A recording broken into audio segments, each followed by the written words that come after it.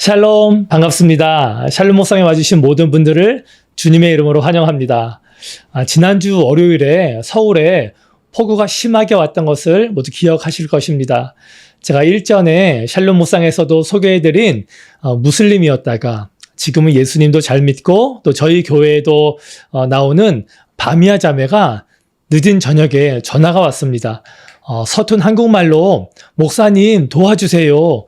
이렇게 절규하며 외치는 소리를 듣고 그 집으로 급히 가보니 불이 나간 어두운 집, 이 내부 전체에는 침수로 물이 무릎까지 차 있었습니다.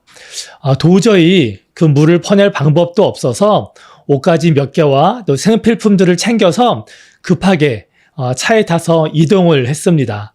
제가 운전하면서 뒤에 앉은 또 비에 흠뻑 젖은 이 바미아와 그 아들을 보니까 마음이 너무 좋지 않았습니다.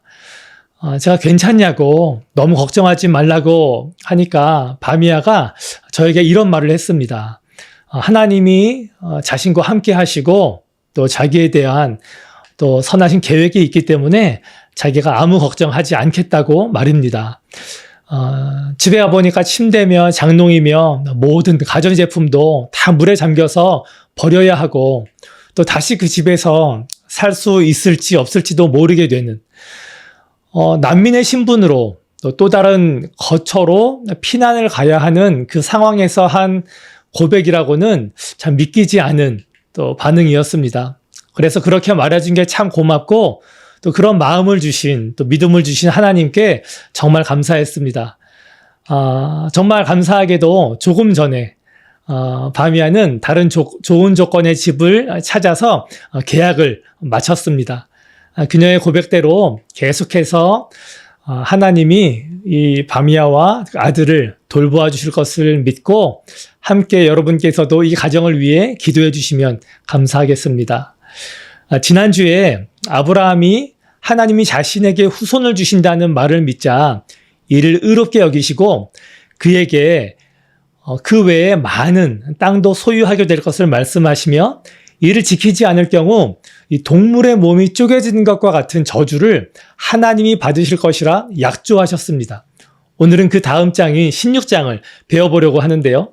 그렇게 하나님께 칭찬받고 그런 하나님의 축복의 언약을 맺은 이 아브람과 그 아내 사레가 하는 이 어처구니 없는 그 행동이 그저 놀랍기만 합니다.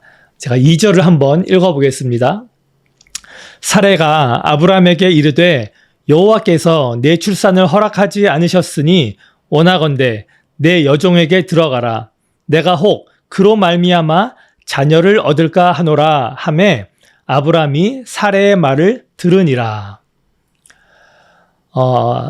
사레도 분명히 아브람에게 하나님이 후손을 주신다는 약속을 들었을 텐데도 불구하고 시간이 지나도 아무 소식이 없자 남편에게 자신의 여종인 하갈과 동침하라고 시킵니다. 그러자 아브람이 아무 말도 없이 순종해서 하갈이 임신을 하게 됩니다. 아니, 하나님이 어떻게 지금까지 아브라함을 도우셨습니까?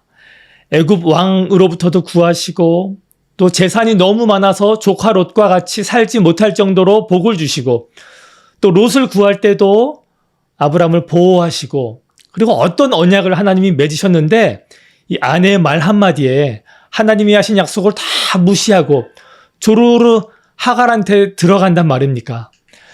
저는 아브라함의 이 모습을 보면서 아담이 그 즉시 떠올랐습니다. 하나님이 절대로 먹지 말라던 선악과를 하와의 말 한마디에 덥석 먹었던 그 사건 말입니다. 아브람 말고 사레를 보면 또 어떻습니까? 하나님이 자기에게 출산을 허락하지 않았다고 단정하고 맙니다. 왜 그랬겠습니까? 자신이 생각하기에 약속하신 지 시간이 많이 지났기 때문입니다. 이 정도 기다렸으면 됐어.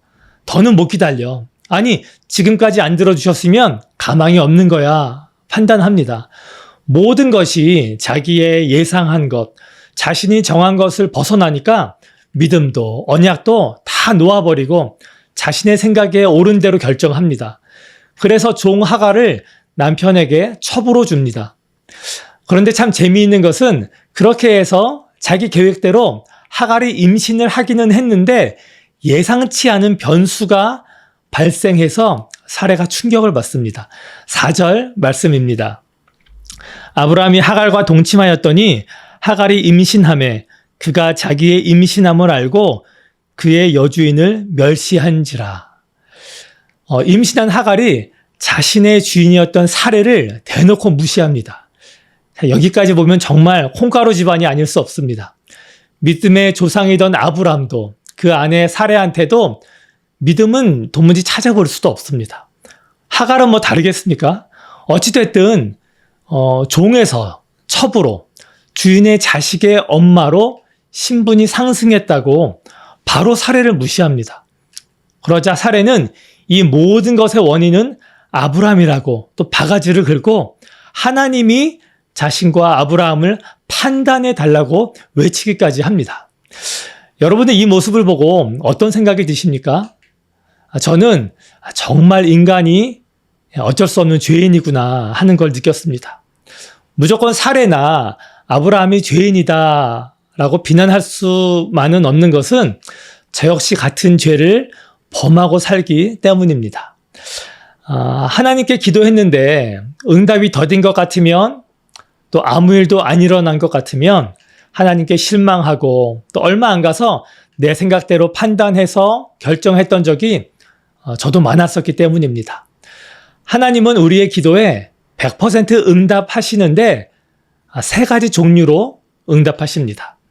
그 응답은 반드시 내가 원하는 대로 들어주시는 것이 아닙니다. 어떤 때는 노 하실 때도 있습니다. 내가 구하는 것이 하나님의 뜻과 같지 않을 경우에 말입니다. 성경 말씀에 내 생각은 너의 생각과 다르며 나의 길은 너의 길과 같지 않다고 하신 것을 기억하면 좋겠습니다. 두 번째로 응답하시는 방법은 wait입니다. 들어는 주시되 하나님의 때에 들어주심으로 믿음으로 기다려야 하는 것입니다. 아브람과 사례는 이 wait을 인내하지 못하고 반응한 것입니다. 마지막은 바로 응답해 주시는 yes입니다. 저와 여러분도 이 점들을 기억하셔서 지혜롭게 기도하시며 또 반응하시기를 바랍니다. 다시 성경으로 돌아오겠습니다. 사례에게 학대를 심하게 받은 하갈은 견디지 못해 도망을 갑니다. 그런데 하나님이 도망길에 있는 하갈을 찾아가셔서 말씀하십니다. 8절에서 11절입니다. 이르되 사례의 여종 하갈이 내가 어디서 왔으며 어디로 가느냐? 그가 이르되 나는 내 여주인 사례를 피하여 도망하나이다. 여호와의 사자가 그에게 이르되 내 여주인에게로 돌아가서 그 수하에 복종하라. 여호와의 사자가 또 그에게 이르되 내가 내 씨를 크게 번성하여 그 수가 많아 셀 수 없게 하리라. 여호와의 사자가 또 그에게 이르시되 내가 임신하였은즉 아들을 낳으리니 그 이름을 이스마엘이라 하라. 이는 여호와께서 내 고통을 들으셨음이니라. 하갈은 이스라엘 사람이 아닌 애굽 사람입니다. 그런데 하나님이 그 이방인 여종을 찾아갑니다. 유대인의 관점으로는 하나님이 저 때에 사레와 아브라함에게 나타나셔서 언약을 재확인시켜 주시든지 사레에게 자식을 주셔야 하지 않나 할 수 있지만 이때 하나님의 마음은 오직 하갈에게 있었습니다. 그래서 하갈을 찾아가셔서 내가 너의 고통을 들었다고 하시며 아들의 이름을 이스마엘이라 지으라 하시고 그의 후손을 복되게 하실 것을 언약 맺어 주십니다. 하나님이 이방인인 애굽인 종과도 언약을 맺으신 겁니다. 그 약속대로 이스마엘의 후예들은 후에 창대하게 또 번성하게 됩니다. 우리는 아브라함은 믿음의 조상이니까 또 특별하니까 언약을 맺으신 거 아닐까 생각할 수 있지만 오늘 본문을 보면 하나님은 특별하지도 않은 정말 보잘것없는 하갈과도 언약을 맺으시는 것을 알 수 있습니다. 이 말은 우리가 믿음이 뛰어나지 않아도 지위와 신분이 높지 않아도 하나님은 나를 지켜보시고 나와도 언약을 맺으시며 복 주시기 원하시는 분인 것을 알 수 있습니다. 여러분, 이 성경을 한 장 한 장 읽으실 때에 이 각 장에서 하나님이 어떤 모습으로 나타나시는지를 보시면 정말 유익합니다. 어떤 일을 하시고 또 어떤 성품을 나타내시는지를 보면 말입니다. 16장에서 하나님은 아브라함과 사레의 불순종에도 바로 심판하지 않으시고 침묵하시고 용납하시고 기다리시는 모습을 보여주십니다. 그리고 학대당하는 하갈을 찾아가셔서 돌보시는 하나님을 만날 수 있고, 마지막으로 다시 사레에게 돌아가라고 그 인생의 길을 인도하시는 하나님을 발견할 수 있습니다. 비록 다시 사레에게 가면 학대를 더 받고 고통스러울 수 있지만 그 과정에 하나님이 함께 하실 것과 언약을 이루실 것을 믿고 하갈은 집으로 돌아갑니다. 그렇기에 하갈은 이런 고백을 합니다. 13절 말씀입니다.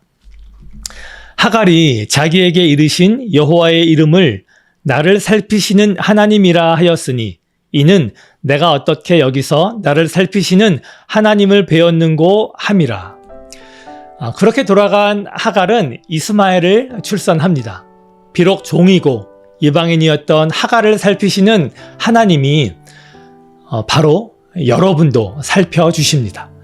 하갈을 선한 길로 인도하신 하나님이 여러분의 인생도 이끌어 주실 것입니다. 이 잠언 말씀에 사람이 마음으로 자기의 길을 계획할지라도 그의 걸음을 인도하시는 이는 여호와시니라 라고 고백합니다. 여러분의 상황이 아무리 힘들고 또 고난이 많아도 이 말씀을 기억하시고 하나님이 말씀하시면 피하지 마시고 도망가지 마시고 하나님의 말씀을 가지고 하갈처럼 돌아가시기를 바랍니다. 아무리 처절해도 여러분이 믿음으로 있어야 할 곳, 견뎌내야 할 곳으로 향하시기를 바랍니다. 그러면 여러분을 살피시는 하나님이 반드시 함께 하시어 이겨내게 하실 것이고 말씀을 성취하게 하실 것입니다. 여러분의 모든 상황을 여러분의 생각으로 분석하지 마시고 말씀으로 해석하시기를 바랍니다. 말씀 안에 하나님의 지혜와 섭리가 있으니 말씀 안에 머무르시는 모든 여러분들 되시기를 축복합니다. 그럼 제가 기도하겠습니다. 하나님, 오늘도 우리에게 말씀해 주셔서 감사합니다. 정말 보잘것 없었던 하갈에게 찾아가셔서 그의 고통을 헤아려 주시고 그를 위로하시고 그와 언약을 맺으시며 그를 선한 길로 인도하시는 하나님의 성품을 봅니다. 하나님의 이 섭리가 우리 샬롬 묵상의 모든 이웃들에게도 함께 하셔서 그 말씀으로 의지하고 말씀으로 승리할 수 있도록 인도하여 주시옵소서. 날마다 하나님의 선하신 인도하심이 함께함을 경험하는 우리 모든 이웃들 될 수 있도록 축복하여 주옵소서. 모든 말씀 예수님 이름 받들어 기도합니다. 아멘. 오늘도 샬롬 묵상 함께 하신 모든 분들 진심으로 감사합니다. 남은 한 주도 또 여러분들 말씀으로 살아가시고 말씀으로 이겨내시고 또 말씀으로 그 하나님이 주시는 그 기쁨들을 누리시며 살아가시기를 바랍니다. 그럼 다음 주에 또 찾아뵙겠습니다. 여러분 사랑합니다. 샬롬.